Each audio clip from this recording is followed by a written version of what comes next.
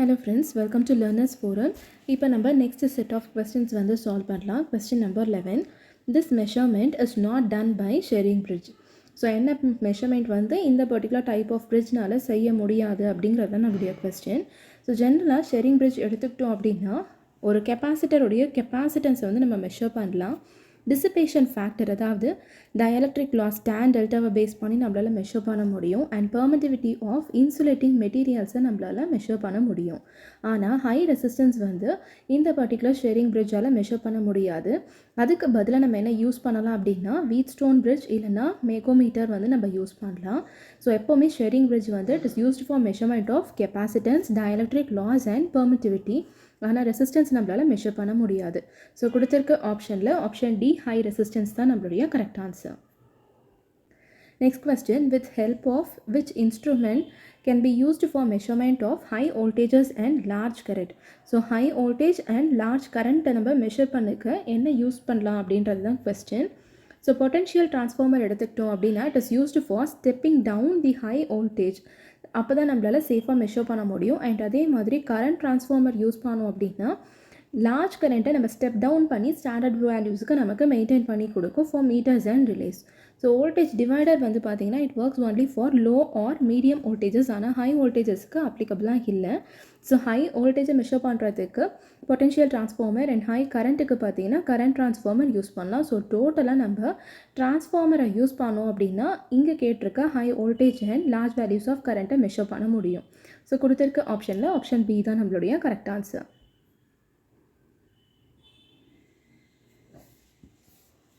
Next question, what is the total power delivered or consumed over a time interval? So power அப்படிங்கிறது வந்து instantaneous rate of doing work. ஆனால் energy அப்படிங்கிறது வந்துட்டு பவரை வந்து with respect to time நம்ம integrate பண்ணுவோம். So E is equal to integral of P into dt அப்படின்னு நமக்கு கிடைக்கும். அண்ட் யூனிட் பார்த்தீங்கன்னா ஜூல் ஆர் கிலோவாட் ஹார் அப்படின்னு நமக்கு கிடைக்கும். ஸோ பவர் இன்டூ டைம் தான் நமக்கு எனர்ஜி அப்படின்னு இருக்குது. நமக்கு கொஸ்டினில் என்ன கேட்டிருக்காங்க, டோட்டல் பவர் டெலிவர்ட் ஓவர் அ டைம் இன்டர்வல். ஸோ டோட்டல் அப்படிங்கும் போதே நமக்கு அந்த இன்டகிரேஷன் ரூல் இங்கே வந்துருச்சு.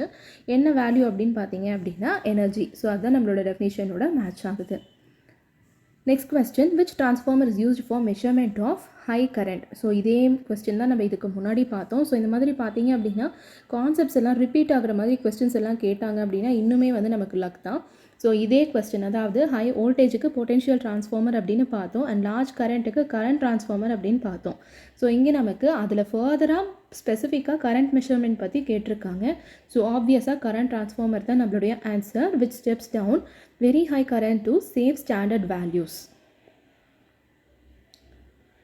Next question, mission armature series field winding examples of.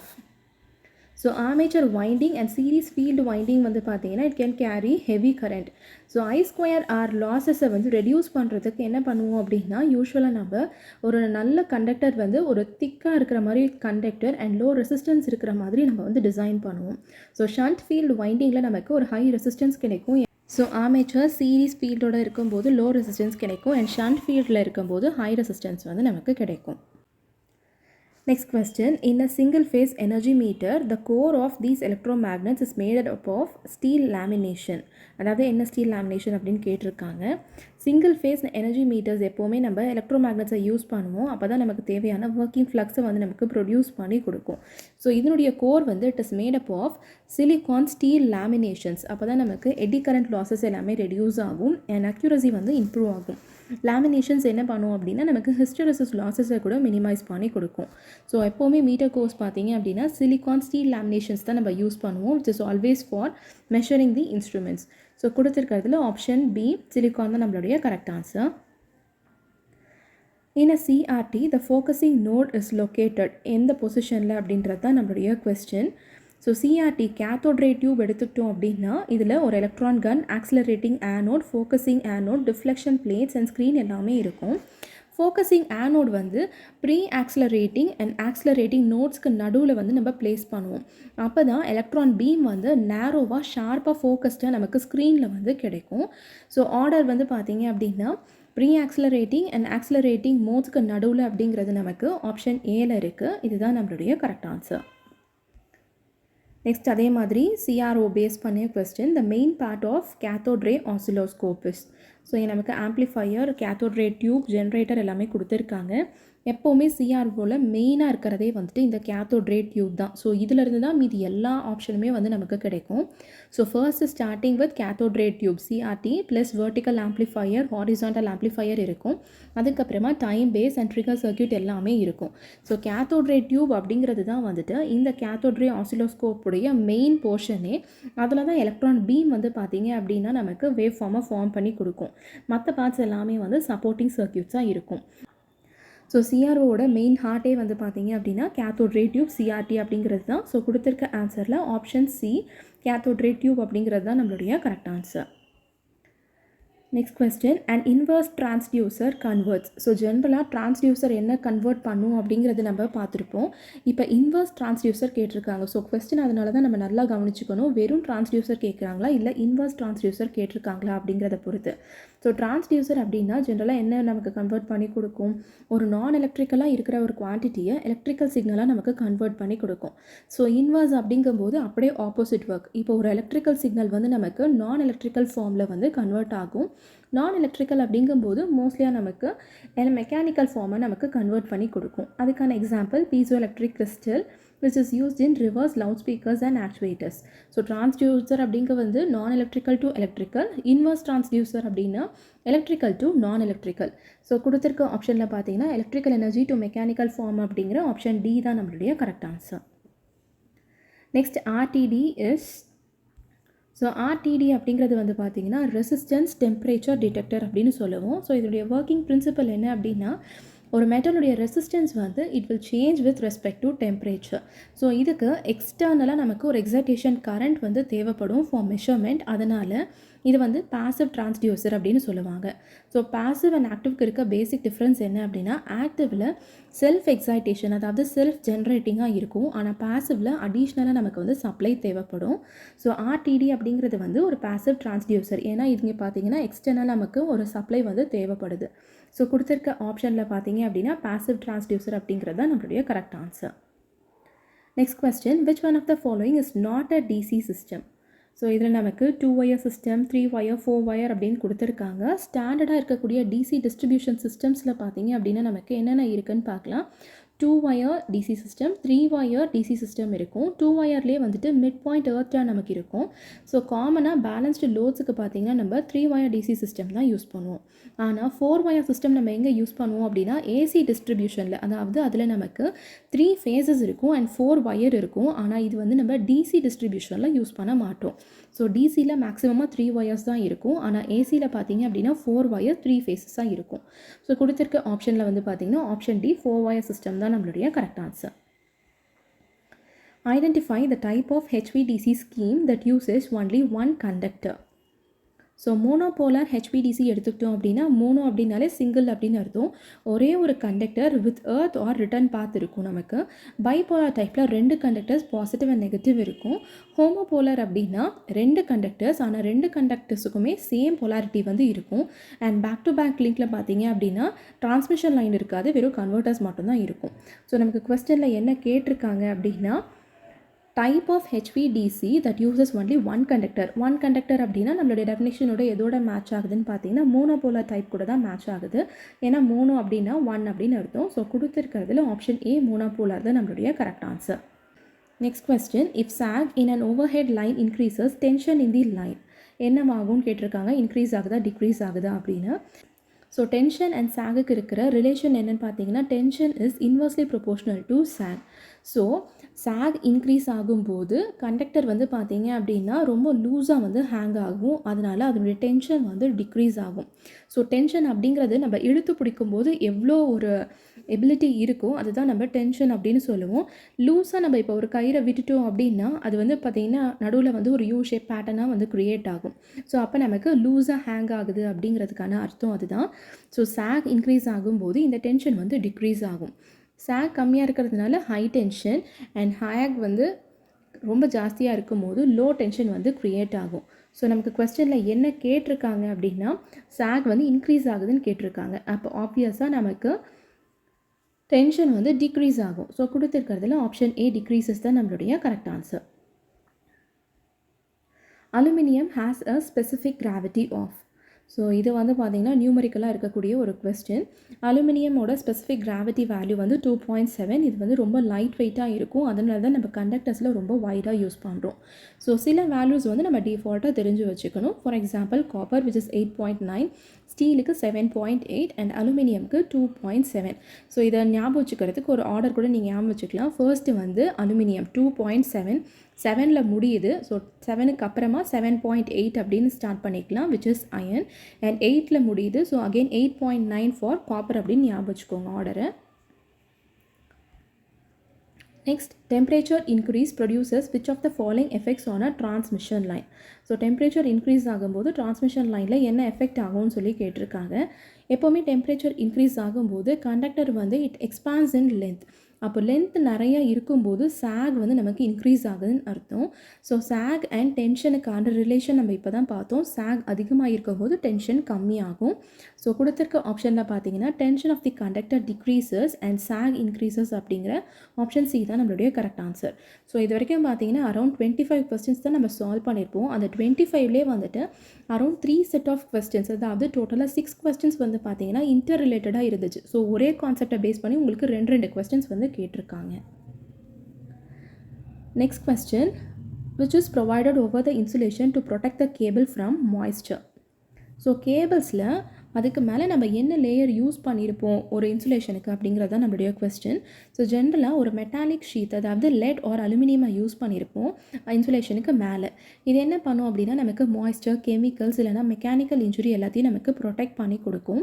Bedding and serving எல்லாமே வந்துட்டு ஒரு ப்ரொடெக்டிவ் லேயர். ஆனால் இது எல்லாமே நமக்கு ஒரு மாய்ஸ்சர் ப்ரொடெக்ஷனை வந்து கொடுக்காது லைக் ஷீட். ஸோ மாய்ஸ்சர் அப்படின்னா மெட்டாலிக் ஷீட் அப்படிங்கிறது நமக்கு ஞாபகத்துக்கு இருக்கணும். M and S ரெண்டுமே வந்து பார்த்திங்கன்னா மாய்ஸ்சரில் இருக்குது. ஸோ மாய்ஸ்சர் அப்படின்னா மெட்டாலிக் ஷீட் அப்படிங்கிறது நமக்கு ஞாபகத்துக்கு இருக்கணும். ஸோ கொடுத்துருக்கிறதுல ஆப்ஷன் பி மெட்டாலிக் ஷீட் தான் நம்மளுடைய correct answer. Next question, the most common and accurate method of locating earth fault or short circuit fault in underground cables is? So இங்கே நிறைய டைப்ஸ் ஆஃப் டெஸ்ட் வந்து கொடுத்துருக்காங்க. இதில் ஸ்பெசிஃபிக்காக இந்த முறை லூப் டெஸ்ட் எடுத்துக்கிட்டோம் அப்படின்னா இது வந்து இருக்கிறதுலே ரொம்ப அக்யூரேட்டான method to locate earth or short circuit faults in underground cables. எதை யூஸ் பண்ணி அப்படின்னா வீட் ஸ்டோன் பிரிட்ஜ் பிரின்சிபலில் யூஸ் பண்ணி எந்த இடத்துல ஃபால்ட் இருக்குது அப்படின்னு அக்யூரேட்டாக லொக்கேட் பண்ணுறதுக்கு ஒரு பெஸ்ட்டான மெத்தட் தான் இந்த முறை லூப் டெஸ்ட்.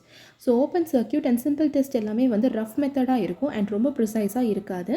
எப்போவுமே ஃபால்ட் லொக்கேஷன் அப்படின்னு எடுத்துக்கிட்டோம் அப்படின்னா முறை தான் வந்து மோஸ்ட் அக்யூரேட்டாக இருக்கும். ஸோ கொடுத்துருக்கிறதுல ஆப்ஷன் ஏ முறை லூப் டெஸ்ட், ஆப்ஷன் ஏ தான் நம்மளுடைய correct answer. Steel pipes arranged to take water to powerhouse is called. So இதில் பிளாக் டயக்ராம்லேயே பார்த்தீங்க அப்படின்னா பென் ஸ்டாக் அப்படின்ற ஒரு டிவைஸ் வந்து பார்ப்போம். எப்போவுமே நம்ம வந்து ஒரு டாபிக் பார்க்கும்போது அதில் இருக்கக்கூடிய மெயின் காம்பனன்ட்ஸ் எல்லாமே வந்து பார்த்துருப்போம். ஸோ அதில் இந்த பென் ஸ்டாக் பற்றியும் நம்ம டீட்டெயில்டு டிஸ்கஸ் பண்ணியிருப்போம்.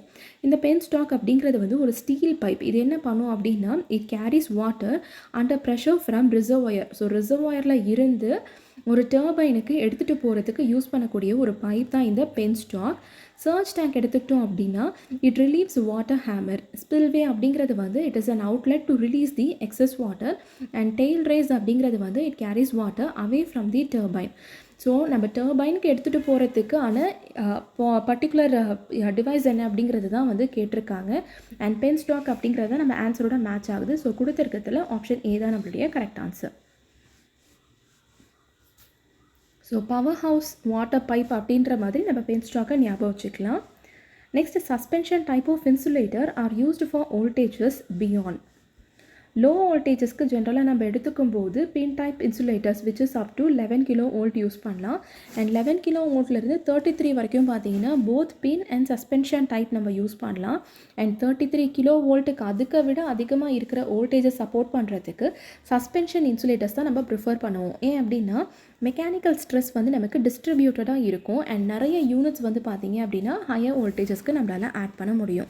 ஸோ 33 kV பியாண்டாக இருக்கிற இடத்துல தான் நம்ம சஸ்பென்ஷன் இன்சுலேட்டர் யூஸ் பண்ணுறோம்.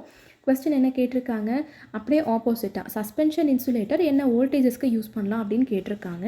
ஸோ இங்கே நம்ம பார்த்தோம் 33 kV தாண்டி அப்படின்னு. ஸோ கொடுத்துருக்கிறதுல ஆப்ஷன் சி 33 kV தான் நம்மளுடைய correct answer.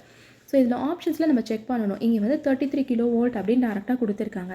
In case 33 kV or greater than 33 kV அப்படின்னு கொடுத்துருந்தாங்க அப்படின்னா நம்ம 33 greater than அப்படிங்கிற கண்டிஷன் தான் செலக்ட் பண்ணணும்.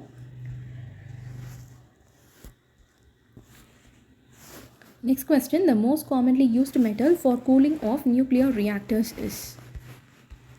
ஸோ ஃபாஸ்ட் ப்ரீடர் நியூக்ளியர் ரியாக்டர்ஸில் எடுத்துக்கிட்டோம் அப்படின்னா லிக்விட் சோடியம் தான் நம்ம கூலண்ட்டாக யூஸ் பண்ணுவோம். ஸோ சோடியமில் ரொம்ப ஹையான தெர்மல் கண்டக்டிவிட்டி இருக்கும் and high specific heat capacity இருக்கும். Low neutron absorption cross section வந்து இருக்கும். அதனால் செயின் ரியாக்ஷன்ஸ் கூட இன்டர்ஃபியர் ஆகாது. மெர்க்குரி அண்ட் ஜிங்க் வந்து அன்சூட்டபிளாக இருக்கும் because of poor nuclear properties and calcium வந்து நம்ம யூஸ் பண்ண மாட்டோம். ஸோ ஃபாஸ்ட் ப்ரீடர் ரியாக்டர் அப்படிங்கும்போது சோடியம் தான் நம்ம கூலண்ட்டாக யூஸ் பண்ணுறோம் அப்படிங்கிறது வந்து நமக்கு நல்லா தெரிஞ்சிருக்கணும். Next, the maximum kVA demand of the consumer is dash to power factor. So, எப்படி relate ஆயிருக்குன்னு கேட்டிருக்காங்க. kVA is equal to kilowatt per power factor. So, fixed real power பார்த்தீங்க அப்படின்னா power factor வந்து decrease ஆகும் as the kVA increases. So, maximum kVA demand is inversely proportional to power factor. So, lower power factor இருக்கும்போது higher kVA அப்படிங்கிற relation நமக்கு தெரிஞ்சிருக்கணும். Next question, area under the daily load curve divided by 24 gives. So daily load curve ஓட area எடுத்துக்கிட்டோம் அப்படின்னா it is equal to the total energy consumed in 24 hours. So அப்போ total energy நம்ம 24 ஹவர்ஸில் எடுத்துட்டோம் divided by 24 அப்படிங்கும்போது அந்த 24 ஹவர்ஸில் ஆவரேஜ் லோட் எவ்வளோ இருக்குது அப்படிங்கிற வேல்யூ தான் நமக்கு தெரிய வரும். So area divided by 24 is equal to average load. So கொடுத்துருக்க ஆப்ஷனில் ஆப்ஷன் ஏ ஆவரேஜ் லோட் தான் நம்மளுடைய correct answer. The another name for steam power station is? Steam power stations பார்த்தீங்கன்னா it generates electricity by burning coal, oil or gas to produce steam. So அதனால தான் இந்த பிளான்ஸை வந்து நம்ம thermal power stations அப்படின்னு கூட சொல்லுவாங்க. ஸோ ஸ்டீமில் நமக்கு ஹீட் கிடைக்கும், அதை தான் நம்ம thermal அப்படின்னு சொல்கிறோம். ஸோ thermal station அப்படிங்கிறது நமக்கு ஆப்ஷன் ஏல இருக்குது. இதுதான் நம்மளுடைய correct answer. In a nuclear reactor, the moderator is used to fast neutrons நம்ம ஃபிஷன் ரியாக்ஷனில் பார்த்திங்கன்னா ப்ரொடியூஸ் ஆகும். ஸோ அதை நம்ம ஸ்லோ பண்ணால் மட்டும்தான் செயின் ரியாக்ஷன் நமக்கு சஸ்டைண்டாக கிடைக்கும். அதுக்கு நம்ம ஒரு மாடரேட்டர் வந்து நம்ம இன்பிட்வீன் யூஸ் பண்ணுவோம். அதுக்கு என்ன மெட்டீரியல் யூஸ் பண்ணலாம் அப்படின்னா graphite, heavy water or beryllium use பண்ணலாம். மாடரேட்டர் அப்படிங்கிறது வந்து பார்த்திங்க அப்படின்னா நேம்லேயே தெரிஞ்சிருக்கும். மாடரேட்டர் அப்படின்னா ஒரு நிதானத்துக்கு கொண்டு போகும், அதாவது ஒரு நியூட்ரான்ஸுக்கு ஒரு ஸ்பீட் பிரேக்கரை வந்து கொடுக்குற மாதிரி. So moderator அப்படிங்கிறது வந்து it is used to slow down the neutrons, which is available under option A, which is our correct answer. Which of the following is power generation under conventional method? So conventional சோர்ஸஸ்லாம் என்னென்னு பார்த்தோம் அப்படின்னா hydro thermal, அதாவது coal or oil and nuclear எல்லாமே. Non conventional sources வந்து solar, wind, tidal இது எல்லாமே வந்து நான் கன்வென்ஷனல் டைப்பில் இருக்கும். ஸோ நமக்கு கொஸ்டினில் எது கேட்டிருக்காங்க அப்படின்னா ஆப்ஷன்ஸில் பார்த்தீங்கன்னா ஹைட்ரோ எலக்ட்ரிக், தெர்மல், நியூக்ளியர் எல்லாமே கொடுத்துருக்காங்க அண்ட் ஆல் தி அபவ் அப்படின்னு நமக்கு ஒரு ஆப்ஷன் வந்து கொடுத்துருக்காங்க.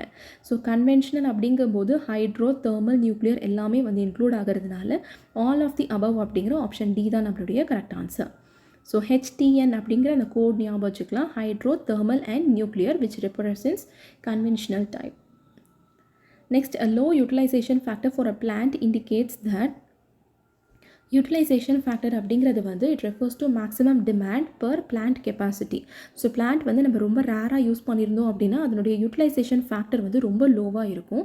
பேஸ் லோட் பிளான்ஸ் யூஸ்வலாக பார்த்தீங்கன்னா ஹை யூட்டிலைசேஷன் ஃபேக்டரோடு இருக்கும். ஸோ லோ யூட்டிலைசேஷன் ஃபேக்டர் அப்படின்னா ஸ்டாண்ட் பை பிளான்ட் அப்படின்னு அர்த்தம். ஸோ இதுக்கான ஆன்சர் நமக்கு ஆப்ஷன் சி கூட மேட்ச் ஆகுது. Plant is used for standby purpose only. ஏன்னா நம்ம ரொம்ப கம்மியாக தான் அதை வந்து நம்ம யூட்டிலைஸ் பண்ணுறோம். A fuse element should have dash melting point. Fuse element அப்படிங்கிறது வந்து it must melt quickly under fault conditions. அதாவது ஏதாவது தப்பு நடக்குது அப்படிங்கும்போது அந்த ஃபால்ட் கண்டிஷனில் ஃபியூஸ் வந்து இம்மீடியட்டாக நமக்கு மெல்ட் ஆகணும். அதனால் it should have a low melting point. அது அப்போ தான் நம்மளால் சீக்கிரமாக அதை மெல்ட் பண்ண முடியும். ஹை கண்டக்டிவிட்டி இருக்கணும் அண்ட் லோ காஸ்ட் வந்து இருக்கணும். ஸோ இதுக்கு நம்ம யூஸ் பண்ணக்கூடிய காமன் மெட்டீரியல்ஸ் என்னென்னு பார்த்தீங்க அப்படின்னா tin, lead, silver and copper alloys. The voltage that appears across the contacts of circuit breaker during the arcing period is? Contact separate ஆகும்போது ஒரு ஆர்க் வந்து ஃபார்ம் ஆகும். So voltage appearing across the contacts வந்து பார்த்தீங்க அப்படின்னா இந்த arching பீரியடில் இருக்கிற போது இதை தான் நம்ம ஆர்க் வோல்டேஜ் அப்படின்னு சொல்லுவோம். ஆர்க் எக்ஸ்டிங்ஷன் அதாவது ஆர்க்கு மறைஞ்சு போனதுக்கு அப்புறமா டிரான்சியன்ட் வோல்டேஜ் தான் வந்து நமக்கு வந்து கிடைக்கும். அதாவது இனிஷியலாக ஒரு வோல்டேஜ் இருக்கும், இந்த ஆர்க்கு போனதுக்கப்புறமா அந்த வோல்டேஜ் வந்து கொஞ்சம் கொஞ்சமாக குறைய ஆரம்பிக்கும். ஸோ அதாவது சேஞ்ச் ஆக ஆரம்பிக்கும். அந்த வோல்டேஜ் நம்ம என்னென்னு சொல்லுவோம் அப்படின்னா ரீஸ்ட்ரைக்கிங் வோல்டேஜ் அப்படின்னு சொல்லுவோம். அண்ட் ஃபைனலாக இருக்கக்கூடிய ஸ்டெடி ஃபைனல் வோல்டேஜ் தான் நம்ம ரெக்கவரி வோல்டேஜ் அப்படின்னு சொல்லுவோம். ஆர்க்கு டைமில் ஆர்க் வோல்டேஜ், ஆர்க்கு முடிஞ்சதுக்கப்புறமா இருக்கிறது வந்துட்டு ரீஸ்ட்ரைக்கிங் வோல்டேஜ். ஸோ நமக்கு கொஸ்டினில் என்ன கேட்டிருக்காங்க, which appears across the contact during the arc. So arc டைமில் என்ன இருக்குது, ஆர்க் வோல்டேஜ் தான் நமக்கு கிடைச்சிருக்கு. ஸோ ஆப்ஷன் ஏ தான் நம்மளுடைய correct answer. Function of a fuse is to. Fuse அப்படிங்கிறது வந்து ப்ரொடெக்டட் டிவைஸ். அகெயின் இதே டாபிக் தான் நம்ம ஒரு 2 கொஸ்டினுக்கு முன்னாடி சால்வ் பண்ணும்போது பார்த்தோம்.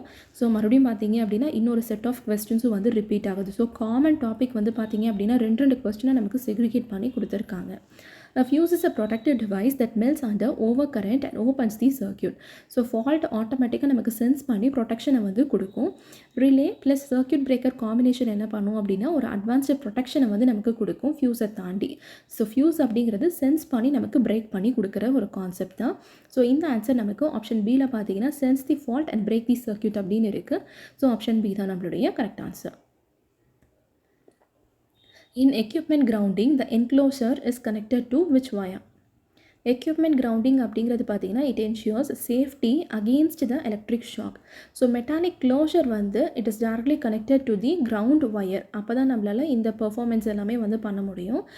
இப்போ லைவ் கண்டக்டர் பாடியை டச் பண்ணும்போது என்ன ஆகும் அப்படின்னா ஃபால்ட் கரண்ட் வந்து it flows to the earth. அதாவது ஃபியூஸ் ஆர் பிரேக்கர் வந்து பார்த்தீங்க அப்படின்னா ட்ரிப்ஸ் ஆகும். ஸோ இதுதான் எக்யூப்மெண்ட் கிரவுண்டிங்கான procedure. Regulation of a good transformer should be near. So எவ்வளோ பர்சன்டேஜுக்கு அரவுண்ட் இருக்கணும் அப்படின்றது தான் நம்மளுடைய கொஸ்டின். வோல்டேஜ் ரெகுலேஷன் அப்படிங்கிறது வந்து நோ லோடில் இருக்கக்கூடிய செகண்டரி வோல்டேஜ் மைனஸ் ஃபுல் லோடில் இருக்கிற secondary voltage divided by full load voltage into 100%. ஒரு நல்ல டிரான்ஸ்ஃபார்மருக்கு இந்த ரெகுலேஷன் வந்து ரொம்ப ரொம்ப கம்மியாக இருக்கணும். அதாவது ஐடியலாக 0லேருந்து ஒரு 1%குள்ளே தான் இருக்கணும். லார்ஜ் பவர் டிரான்ஸ்ஃபார்மர்ஸில் பார்த்தீங்க அப்படின்னா அப்ராக்சிமேட்டாக நமக்கு 1% ரெகுலேஷன் தான் கிடைக்கும். ஸோ ஒரு நல்ல டிரான்ஸ்ஃபார்மரில் லோ ரெகுலேஷன் 1% தான் நமக்கு கிடைக்கும். இந்த ஆன்சர் நமக்கு ஆப்ஷன் ஏ கூட மேட்ச் ஆகுது 1% அப்படின்னு. அதுதான் நம்மளுடைய correct answer. The main purpose of using core in a transformer is to. Transformer core அப்படிங்கிறது வந்து it provides a low reluctance path for magnetic flux linking the primary and secondary windings. Eddy current and hysteresis losses எல்லாமே வந்து பார்த்தீங்க அப்படின்னா design ஃபீச்சர்ஸ்னால reduce ஆகும். அதாவது use பண்ண laminations silicon ஸ்டீல்னால. ஆனால் அதனுடைய மெயின் பர்பஸ் என்ன அப்படின்னா ஃப்ளக்ஸை வந்து கைட் பண்ணுறதுக்காக. ஸோ ஆல்ரெடி ஃப்ளக்ஸ் வந்து ப்ரொடியூஸ் ஆகும், அதை வந்து பார்த்தீங்க அப்படின்னா ப்ராப்பராக கைட் பண்ணுறதுக்காக தான் நம்ம வந்து இதை வந்து நம்ம யூஸ் பண்ணுறோம். ஸோ இதில் பார்த்தீங்கன்னா கோர் அப்படிங்கிறது வந்து it provides the low reluctance path for flux அப்படிங்கிறது தான் நம்மளுடைய correct answer. The leakage flux in a transformer depends upon. Leakage flux அப்படிங்கிறது வந்து flux not linking both the windings. So it is proportional to the load current. அதனால் நமக்கு leakage reactance வந்து create ஆகும்.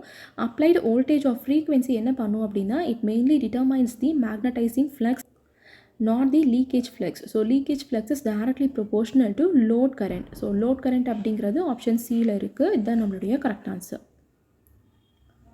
In a transformer, EMF per turn in primary winding is. So ஒரு ideal டிரான்ஸ்ஃபார்மரில் எடுத்துக்கிட்டோம் அப்படின்னா flux through the primary and secondary வந்து நமக்கு சேமாக இருக்கும். அப்போது அதில் இன்டியூஸ் ஆகிற இஎம்எஃப்பும் பார்த்தீங்க அப்படின்னா it is equal to 4.44 into F pi for both the primary and the secondary windings. So EMF per turn is equal to both the values in primary and secondary. So கொடுத்துருக்க ஆப்ஷனில் option C equal to EMF per turn in secondary winding அப்படிங்கிறது தான் நம்மளுடைய correct answer.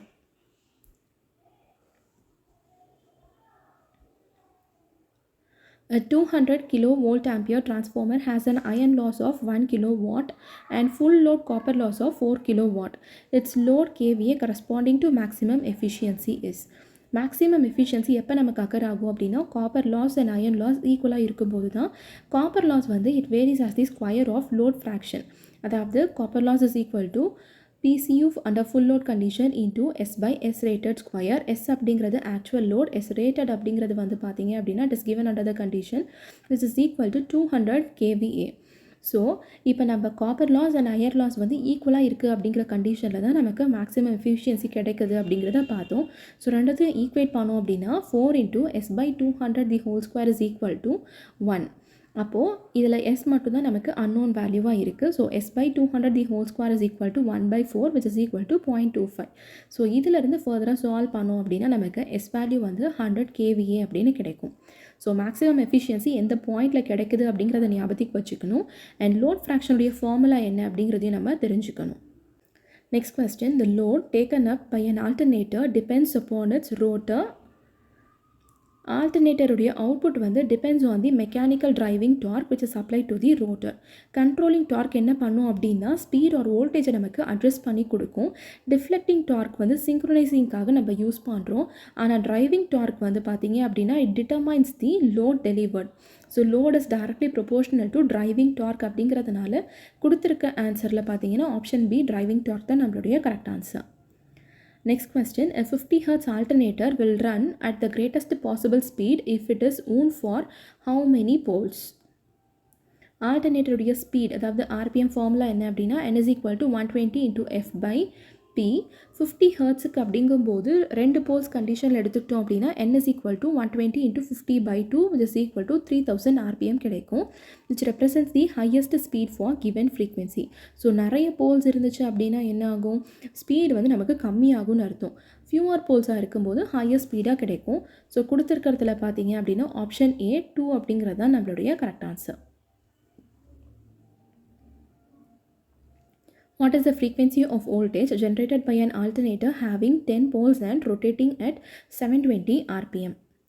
So frequency formula என்ன அப்படின்னா F is equal to Pn divided by 120. P is number of poles, N is speed in RPM. So 10 into 720 divided by 120 solve பண்ணோம் அப்படின்னா 60 Hz அப்படின்னு நமக்கு கிடைக்கும். ஸோ கொடுத்துருக்கிறதுல ஆப்ஷன் B 60 Hz தான் நம்மளுடைய correct answer. In an alternator, when the load power factor is unity, armature reaction flux எப்படி இருக்கும் அப்படின்ற மாதிரி கொஸ்டின் வந்து கேட்டிருக்காங்க. ஸோ யூனிட்டி பவர் ஃபேக்டரில் ஆர்மேச்சர் ரியாக்ஷன் ஃப்ளக்ஸ் வந்து மெயின் ஃப்ளக்ஸ் கூட பெர்பெண்டிகுலராக இருக்கும், அதாவது கிராஸ் மேக்னடைசிங்காக இருக்கும். ஸோ இந்த டிமேக்னடைசிங் எஃபெக்ட் வந்து it occurs at lagging power factor and not in unity power factor. So unity power ஃபேக்டரில் கிராஸ் மேக்னடைசிங் ஃப்ளக்ஸ் தான் இருக்கும் அண்ட் அதை தாண்டி லாகிங்கில் பார்த்தீங்கன்னா டிமேக்னடைசிங் இருக்கும். So option B armature flux will be cross magnetising அப்படிங்கிறது தான் யூனிட்டி பவர் ஃபேக்டரில் நடக்குது. ஸோ ஆப்ஷன் பி தான் நம்மளுடைய correct answer. Turbo alternators are generally used to run at. Turbo alternators அப்படிங்கிறது வந்து ஸ்டீம் டர்பைன் டிரைவனாக இருக்கும், which is designed for high speed operation 3000 to 3600 RPM for 50 to 60 Hz to reduce the size and cost. லோவில் இருந்து medium speed ஆல்டர்னேட்டர்ஸ் வந்து பார்த்தீங்கன்னா ஜென்ரலாக hydro R slow mechanical ட்ரைவாக இருக்கும். So turbo alternator அப்படிங்கும்போது நமக்கு வெரி ஹை ஸ்பீட் அப்படிங்கிற point ஞாபகத்துக்கு இருக்கணும். ஸோ ஆப்ஷன் டி தான் நம்மளுடைய கரெக்ட் ஆன்சர்.